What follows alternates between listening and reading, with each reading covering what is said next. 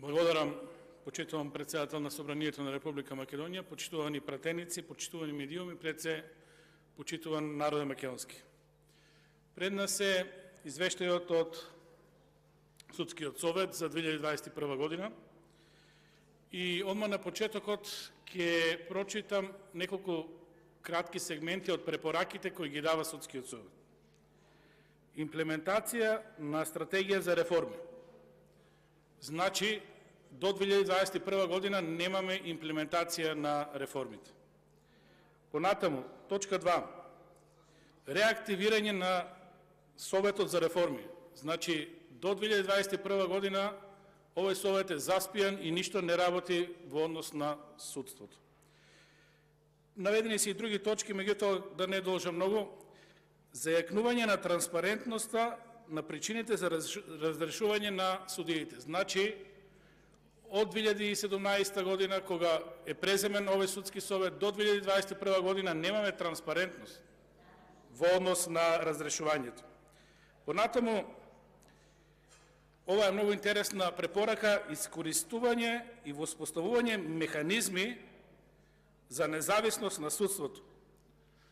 Ви се молам, Судскиот совет ни препорачува воспоставување механизми за независност на судството. Значи, во Република Македонија немаме независно судство. Дадени се многу други препораки, дадени се и заклучоци, и ова стварно беше интересно да се прочита, вреде да се анализира, меѓутоа, покрај другото, како резултат, може би и на ова, председателката на Судскиот совет Црвенковска е разрешена после ова. Значи, кога некој ќе преговори за состојбите, за реалните состојби во судството, одма му следи отказ. И продолжува агонијата во судството генерално. Околу ажурноста на судовите.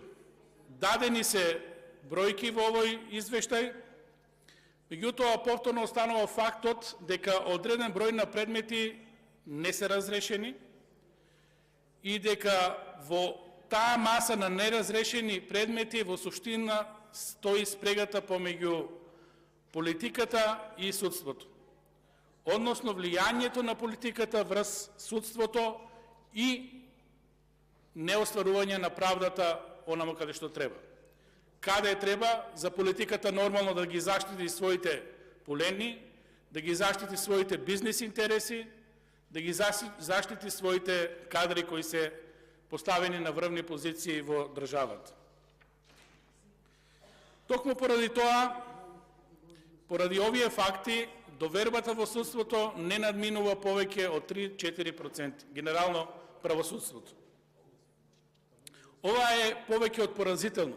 Ова е веќе на ниво на статистичка грешка, колку луѓето во Република Македонија веруваат генерално во судството. Агонијата на судството продолжува, реков, во извештајот се дадени за 2021 година примени за работа 564.899 предмети, за останати за работа голем број 99.954 предмети и нормално разрешени предмети за тековната година 567.000 предмети и повторно остануваат 97.000 предмети. Иако тенденцијата е намалување, ова е сериозна бројка со која се потврдува неажурноста на судството. И во самиот извештај се наведува дека ажурни судови се 15, многу повеќе се неажурни судови во државата. Односно 19 судови. 15 основни, 4 апелациони и Врховниот суд е ставен како неажурен. Многу загрижува фактот што уште еднаш го потврдува тоа фиокарство и потребата од одредени предмети да застарат, што имаме предмети постари од 3 години. 2306. Предмети постари од 7 години. 203. постари предмети од 10 години 111. Значи, ние како правосудство и после 10 години одредени предмети не можеме да ги разрешиме. Ова е поразително. И затоа се препораките да се направат реформи и во овој извештај на Судскиот совет.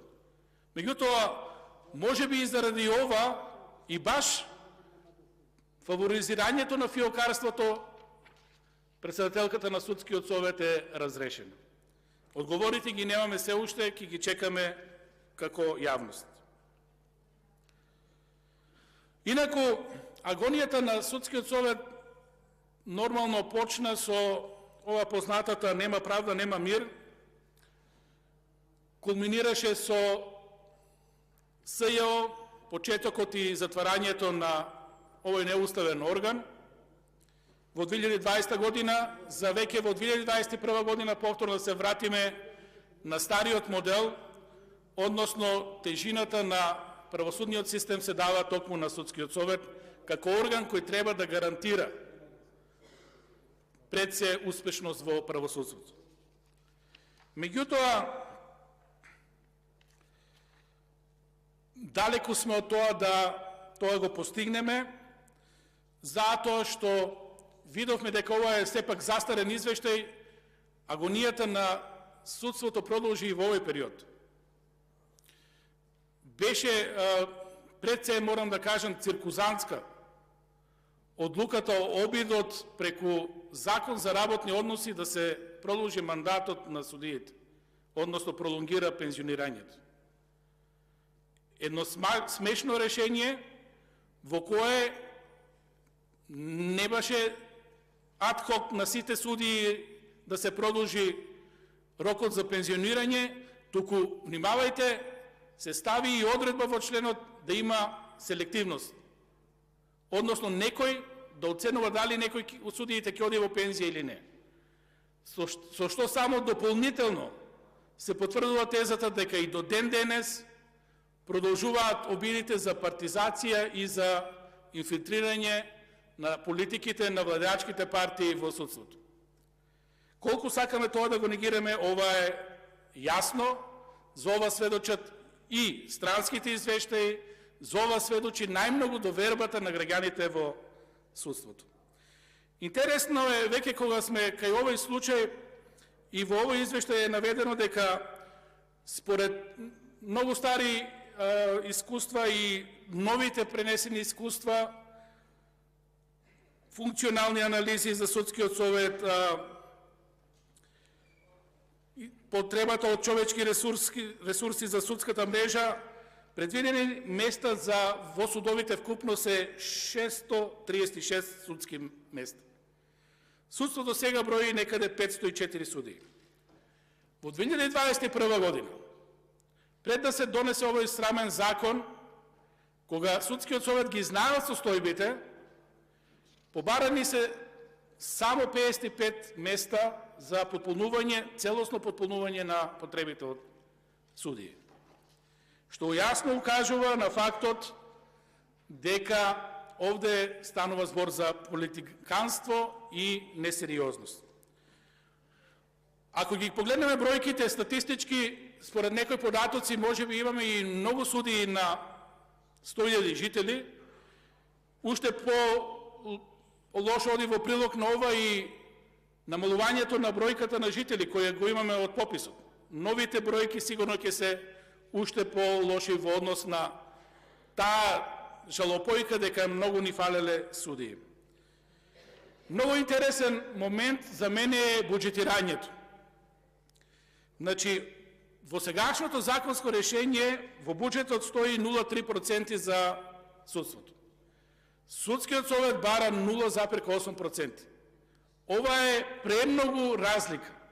Значи, ако сегашните 33 милиона 600.000 евра не ги задоволат потребите, се бараат близу 90 милиона евра. Ова нема економска логика. Или многу барате, или ништо не ви дава владата, па да ве држи во, што викаме народски, во узди, за да може да управува со правосудниот систем. Со ваков буџет немаме судство во Република Македонија. Неопходни се промени, меѓутоа